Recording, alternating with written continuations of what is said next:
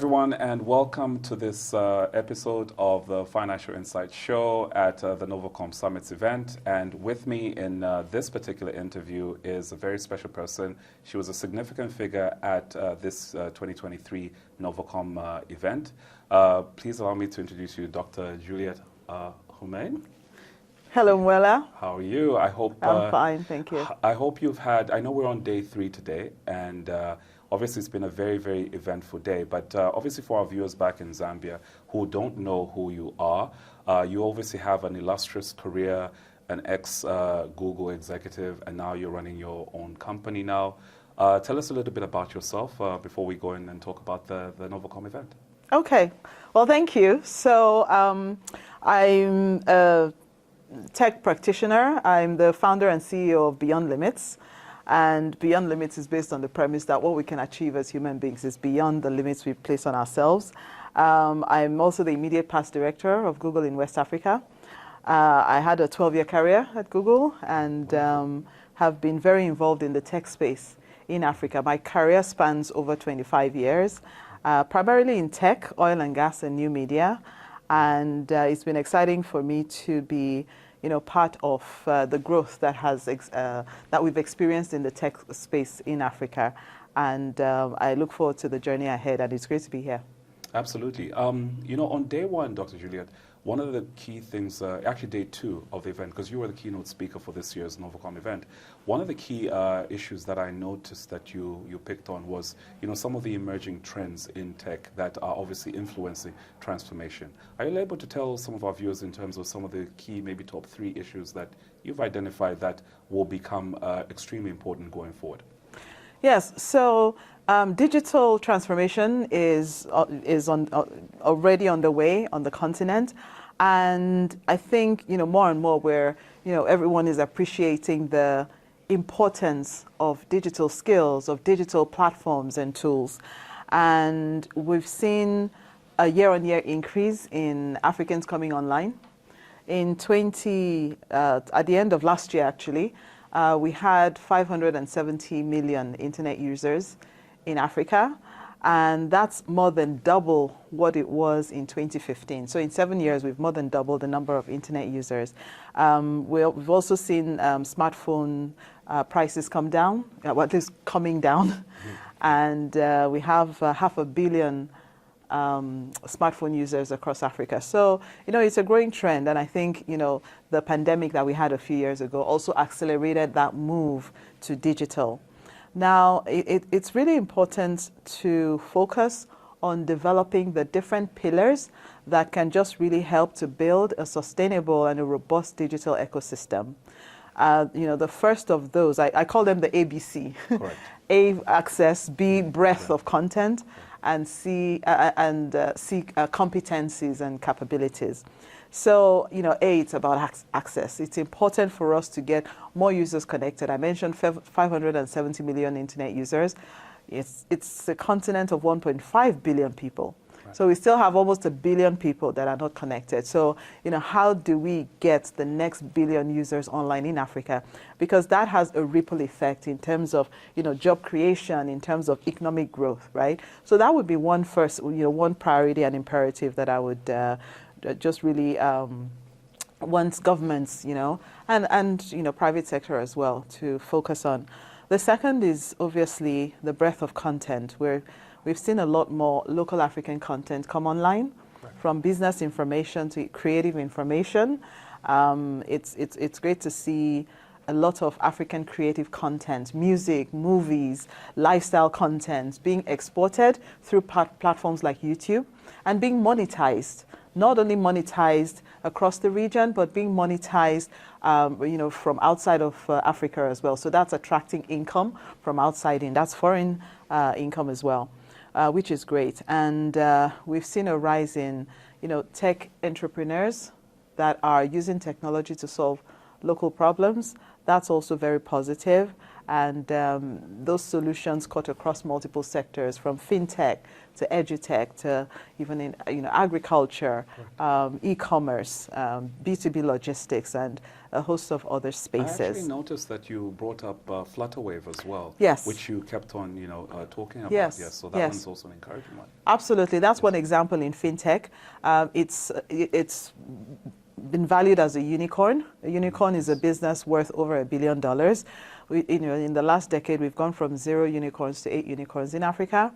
And it's interesting, with Flutterwave, you have a business within 5 years, got valued at $1 billion. A lot of banks, traditional banks that have existed for years, what Flutterwave was able to achieve in terms of valuation in 5 years really outweighs, what the traditional banks have been able to accomplish. It's now more valuable than a lot of banks, and that shows, it speaks to the power of technology. It shows the transformative impact that technology can have on the continent, and that's why it's important for us to bet on technology and to continue to ensure that there's an enabling environment for growth. The last piece, which is really competencies, right, is the fact that it's important for us to invest in digital skills development at scale, right? I often say that digital literacy today is what basic literacy was to society decades ago. If you think back, well, maybe you won't be able to think that far back. Probably wasn't born. Exactly. But just basic literacy was the game changer. Correct. But today, it's gone beyond that. Digital literacy is the game changer, and it should be the foundational element. We should ensure that, the majority of people have access to digital skills and can participate in the digital economy to grow their businesses, to develop themselves, to enhance their learning, and so on. And then the final piece around competencies is developers. Because you have the users, but you also have the people that are building those solutions, right? So investing in developer training, developer skills, so that we have more capacity around solution development. Correct. And that is quite interesting around the 3 pillars. And in a side conversation that we were having, I brought up the issue of how, for example, in my home country, Zambia, we have a lot of young entrepreneurs that are coming up, but then they're not seeing the sort of, or they're not pursuing the sort of skill they should be pursuing, because they're only looking at sorting out homegrown problems. What would be your message to them in terms of being able to access big capital that would allow them to probably become the next unicorns? Yeah, so I think there are different levels to this. First and foremost is subsistence. Correct. For everybody, right? Correct, yes. First and foremost is subsistence. When you've taken care of basic needs, then Correct. You start to look at, what more can I do, etc. And that's where I think our governments have a role to play in providing that nurturing and supportive environment and enabling policies to ensure that businesses can grow. A lot of small, medium businesses struggle when you think about operational costs. In some places, power is an issue, Correct. right? And so you're also spending money on backup power, generators, etc., right? Perhaps taxes and other elements that might be challenging in terms of just the ease of doing business and driving growth. So I think it's important to create that environment where businesses can thrive, right? And also, support for businesses to scale. One of the things that I've observed in my work as well, and research shows this, is the fact that Black founders disproportionately lack access to funding that they need to grow their businesses. That's one of the reasons why when I was at Google, we created the organization created this Black Founders Fund. Right. Just really focused on providing funding to Black founders. So the government has a role to play there. Tech hubs and incubators and accelerators are very important as well in helping these entrepreneurs to package themselves, right? To be able to pitch for funding, to be able to learn best practices, around market development, product expansion, and growth. And if you look at the statistics, the number of tech hubs and accelerators we have across Africa are way less than what you have in other parts of the world. If I just run through some numbers very quickly, in the UK, there are about 750 accelerators, tech hubs, and incubators. In the US, that number is quadruple that. It's just over 2,000. In Africa, we have 47 incubators.